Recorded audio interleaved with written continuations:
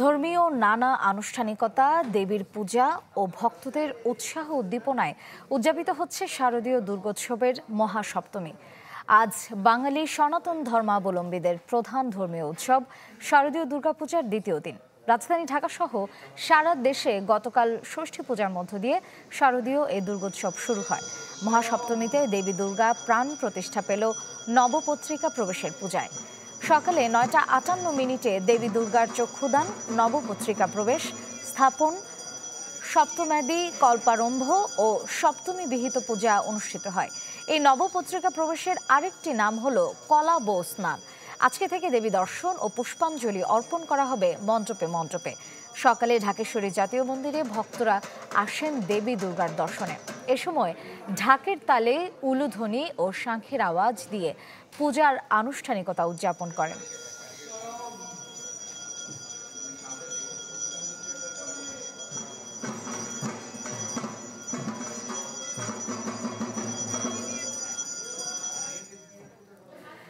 শারদীয় দুর্গোৎসবের মহাসপ্তমীর আরো খবর জানাতে রাজধানীর উত্তরা থেকে যোগ দিচ্ছেন আহমেদ সোহাগ এবং ঢাকেশ্বরী মন্দির থেকে যোগ দিচ্ছেন জিনিয়া কবির সূচনা। শুরুতেই যাচ্ছি সোহাগের কাছে।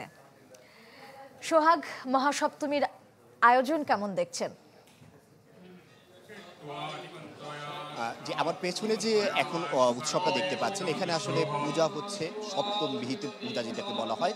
অর্থাৎ সকালে আজ যে এই সপ্তমী মহাসপ্তমী চলছে তার যে আনুষ্ঠানিকতা, সেই কলাবৌ স্নানের পর থেকে কিন্তু এখন সপ্তমী বিহিত পূজা হচ্ছে। এর পরবর্তীতেই কিন্তু অঞ্জলি প্রদান করা হবে এবং অঞ্জলি প্রদান করার পরে আজকে আনুষ্ঠানিকভাবে এই পূজায় অর্থাৎ এই দুর্গা উৎসবে দেবী দুর্গার দর্শনের জন্য তাকে উন্মুক্ত করে দেওয়া হবে, এমনটাই আমরা কিন্তু জানতে পেরেছি। পুরোদমে সেই সকাল ৯টা থেকে আমরা দেখতে পাচ্ছি যে এখানে সপ্তমী বিহিত পূজা হচ্ছে এবং ভক্তরা বিভিন্ন জায়গা থেকে অর্থাৎ এই দিয়াবাড়ির যে মন্দির, এই মন্দিরের আশেপাশে যে এলাকাগুলো আছে সেই পুরো এলাকা থেকে তারা এখানে আসছেন, এসে তারা কিন্তু দেবী দর্শন করছেন। পাশাপাশি ছোট ছোট বাচ্চারা যারা আছেন তারাও এসেছেন, ফ্যামিলির সদস্যদের সাথে এসেছেন, বৃদ্ধ যুবক বলা যায় সকল শ্রেণী পেশার মানুষও কিন্তু এখানে অংশগ্রহণ করেছেন এই পুজোতে। এই উত্তরা সার্বজনীন পূজা মন্দিরে আমরা এখানে আছি সকাল থেকে। আমরা দেখতে পাচ্ছি যে এখানে যেমন আইন শৃঙ্খলা পরিস্থিতি স্বাভাবিক আছে এবং সকল ভক্ত সাধারণের মধ্যেও কিন্তু এই পূজাকে নিয়ে ব্যাপক উৎসাহ আমরা দেখতে পেয়েছি। আমরা অনেক ভক্তের সাথে কথা বলেছি, তারা জানিয়েছেন যে সকাল থেকে যেহেতু স্কুল কলেজগুলো ছুটি হয়ে গিয়েছে এবং সাধারণ শিক্ষার্থীরা এখানে আছেন অনেকেই, সুতরাং তারা কিন্তু ভালোই পূজার যে আনন্দ সেটা উপভোগ করছেন, এমনটাই কিন্তু আমরা জানতে পেরেছি। যেহেতু আজকের দিনে মূল কাজ হচ্ছে আপনার এই সপ্তমী বিহিত পূজা এবং এরপরে হচ্ছে দেবীকে দর্শন করানো, পাশাপাশি সারাদিনে এরকম চণ্ডীপাঠ এবং পূজা অর্চনা চলবে, প্রসাদ বিতরণ চলবে।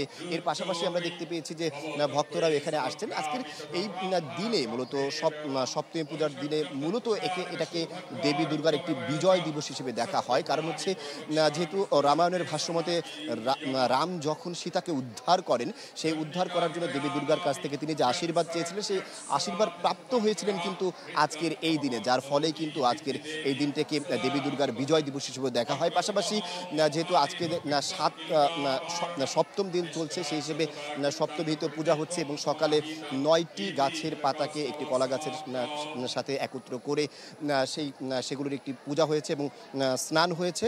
এই স্নানের পরবর্তীতে কিন্তু তারা আমরা দেখেছি যে সারাদিনের যে পূজা অর্চনার কার্যক্রম সেটা শুরু হয়েছে, এমনটাই কিন্তু আমরা দেখতে পেয়েছি। সব মিলিয়ে বলা যায় যে এই পূজা মণ্ডপের পরিবেশ খুবই উৎসবমুখর, সবাই খুব ভালোভাবে পূজা উদযাপন করছেন।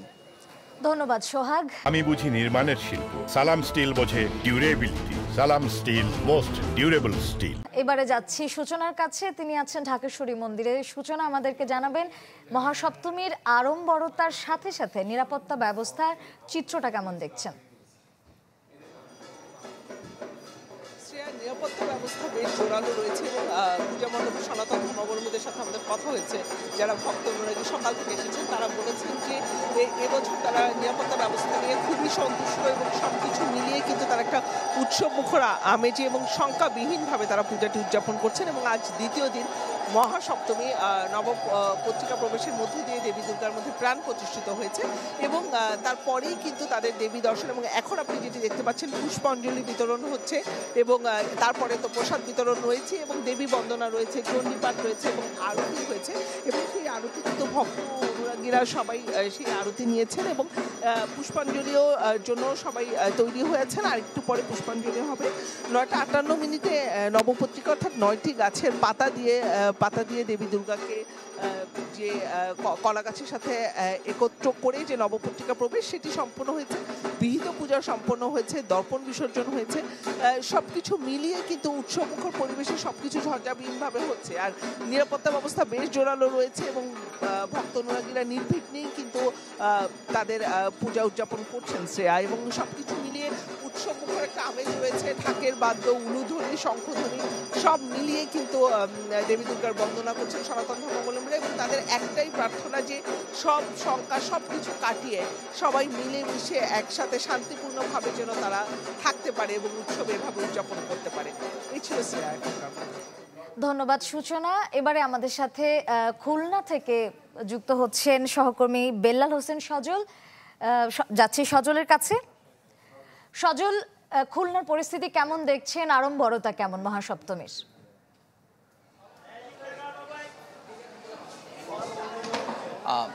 খুলনায় শান্তিপূর্ণভাবেই কিন্তু সপ্তমীর যে আনুষ্ঠানিকতা সেটি কিন্তু চলছে। আমরা দেখেছি সকালে নবপত্রিকা প্রবেশ হয়েছে এবং দেবীর যে চক্ষুদান এবং প্রাণদান সেটি কিন্তু সম্পন্ন হয়েছে। এই মুহূর্তে আমরা রয়েছি নগরীর একটি মন্দিরে, এখানে ধর্মসভা মন্দির। সেই মন্দিরে আমরা দেখছি ভক্তরা আসছেন, অঞ্জলি দিচ্ছেন এবং প্রার্থনা করছেন এবং উৎসব মুখর পরিবেশেই কিন্তু খুলনার যে এই পূজা দুর্গা উৎসব সেটি কিন্তু অনুষ্ঠিত হচ্ছে এবং আমরা দেখছি প্রতিটি পরিবারে শিশু সন্তানকে নিয়ে অভিভাবকরা এসেছেন। তারা কিন্তু খুব উৎসব মুখর পরিবেশেই এবারে যে দুর্গোৎসব সেটি পালন করছেন। আইন শৃঙ্খলা পরিস্থিতির কথা যদি জানাই, এবারে খুলনায় যে আইন শৃঙ্খলা ব্যবস্থা সেটা কিন্তু বেশ তৎপর রয়েছে প্রশাসন। আমরা দেখেছি গতকালও নৌবাহিনীর পক্ষ থেকে বিভিন্ন মণ্ডপে ঘুরে দেখেছেন এবং তারা পরিদর্শন করেছে এবং নগরীর বিভিন্ন স্থানে কিন্তু যে টহল ব্যবস্থা সেটিও জোরদার করা হয়েছে এবং খুলনা মহানগরীতে এবারে 120টি মণ্ডপে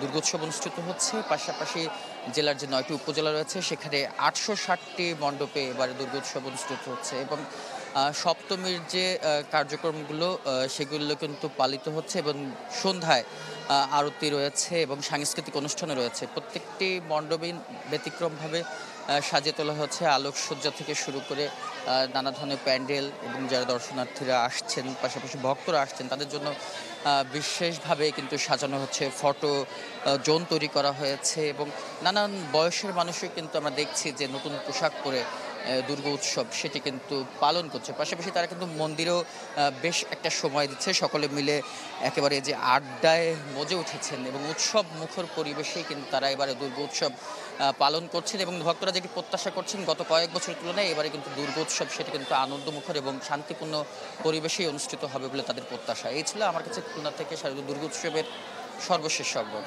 ধন্যবাদ সজল। এবারে নওগাঁর খবর জানবো। নওগাঁয় আছেন সহকর্মী হারুনুর রশিদ।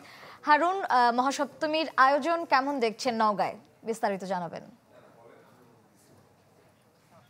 ভালো আয়োজন বলা যায় যে আজকে সকাল থেকে দেবীর যে আরতি এবং পূজা অর্চনার মধ্য দিয়ে মূলত আসলে শুরু হয়েছে নওগাঁর যে মন্দিরগুলো আছে সেগুলোতে এবং আমরা দেখলাম যে প্রচুর সংখ্যক ভক্ত অনুরাগী তারা আসলে মূলত আসছেন এই মন্দিরগুলোতে এবং দেবীর পায়ে ফুল দিচ্ছেন, নানান রকম পায়ে আসলে তারা ফুল দিচ্ছেন, নানান রকম ভোগ দিচ্ছেন এবং পাশাপাশি তারা আসলে দেবীর কাছ থেকে আশীর্বাদ নিচ্ছেন।